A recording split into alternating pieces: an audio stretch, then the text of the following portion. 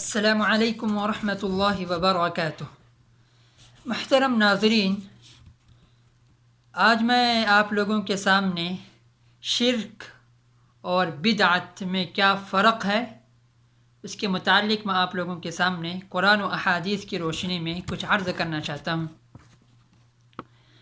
میرے عزیزوں اور دوستو، آج کل لوگوں میں یہ رواج عام ہوا ہے کہ کوئی بھی طریقہ اپنے جانب سے کر لو اور لوگوں کے سامنے پھیلاؤ اور اس کو کہہ دو کہ یہ سنت کا طریقہ ہے، یہ نبی کریم صلی اللہ علیہ وسلم کا طریقہ ہے۔ ایسے کر کے لوگوں کو گمراہ کرنے والے لوگ، عوام کو گمراہ کرنے والے لوگ، اپنے جیب کی بھرتی کرنے والے لوگ آج دنیا میں بہت سارے پائے جاتے ہیں۔ اس وجہ سے میں آپ لوگوں کے سامنے شرک میں کیا فرق ہے، یعنی بدعت میں کیا فرق ہے اور سنت میں کیا فرق ہے، وہ میں آپ کے سامنے رکھنا چاہتا ہوں۔ میرے عزیزوں، نبی کریم صلی اللہ علیہ وسلم نے ارشاد فرمایا، من احدث فی امرنا هذا ما لیس منہ فہو رد۔ بدعت کہتے کس کو ہیں؟ نبی کریم صلی اللہ علیہ وسلم نے ارشاد فرمایا، جو بھی چیز جو قرآن و احادیث میں موجود نہ ہو اور نہ اس کا کوئی منشا موجود ہو، تو جو بھی چیز ایجاد کی جائے گی، دین میں ایجاد کی جائے گی، اس کا نام بدعت ہے۔ میرے عزیزو، جیسے کہ آپ جانتے ہیں توحید کی ضد کیا ہے؟ توحید کی ضد شرک ہے، حق کی ضد باطل ہے، صدق کی ضد کذب ہے۔ اسی طرح میرے عزیزو اور دوستو، سنت کی ضد بدعت ہے۔ اسی لیے تو نبی کریم صلی اللہ علیہ وسلم نے ارشاد فرمایا، خیر الہدی ہدی محمد صلی اللہ علیہ وسلم۔ سب سے بہترین رستہ، سب سے عمدہ رستہ، سب سے نمایاں رستہ، سب سے خوبصورت رستہ جو رستہ ہے وہ نبی کریم صلی اللہ علیہ وسلم کا راستہ ہے۔ وشر الامور محدثاتها، اور سب سے گھٹیا، سب سے ناپسندیدہ، سب سے نیچا تر جو راستہ ہے برائیوں میں، وہ سب سے برا راستہ دین میں کوئی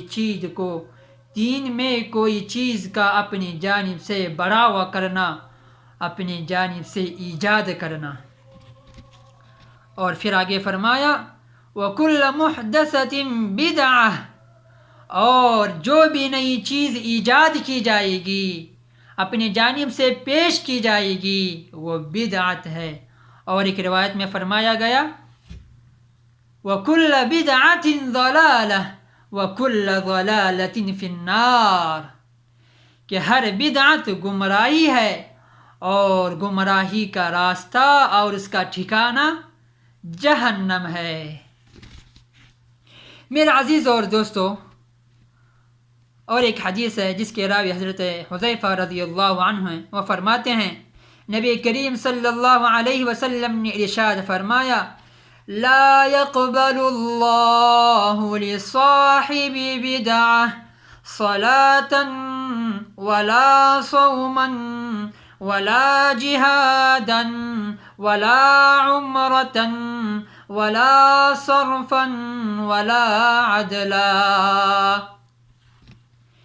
کہ اللہ رب العزت بدعت والے شخص کے نہ نماز قبول کرتے ہیں اور نہ اس کا روزہ قبول کرتے ہیں اور نہ اس کا جہاد قبول کرتے ہیں، ولا عمرۃ، اور نہ اس کا عمرہ قبول کرتے ہیں، ولا حجا، اور نہ اس کا حج قبول کرتے ہیں، اور نہ اس کے عبادات قبول کرتے ہیں، چاہے وہ فرائض ہو، چاہے وہ صدقات ہو، چاہے وہ نوافل ہو۔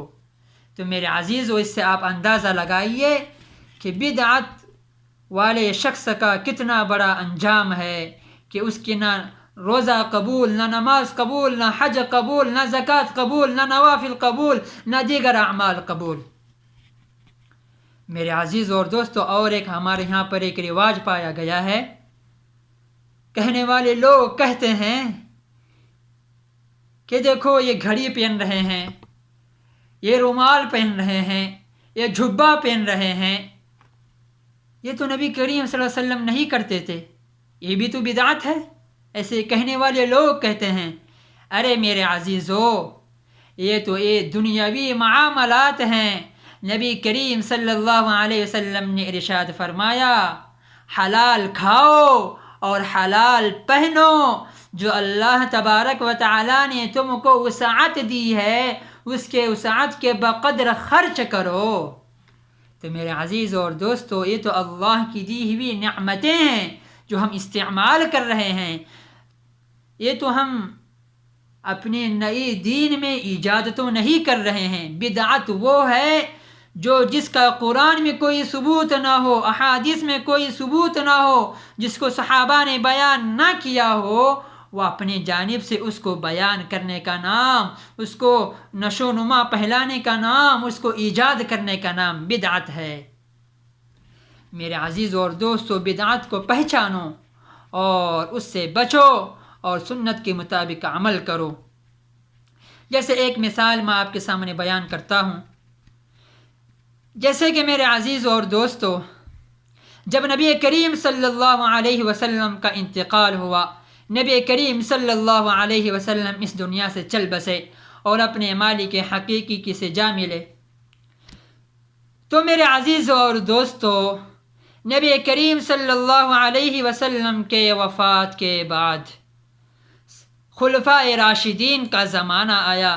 صدیق اکبر، فاروق اعظم، عثمان غنی، علی اکبر رضی اللہ، علی مرتضی رضی اللہ عنہم اجمعین کا خلافت کا دور آیا، صحابہ کا دور آیا، تابعین کا دور آیا، تبع تابعین کا دور آیا، لیکن ان کی زندگی میں کبھی بھی عید میلاد النبی نہیں منائی گئی۔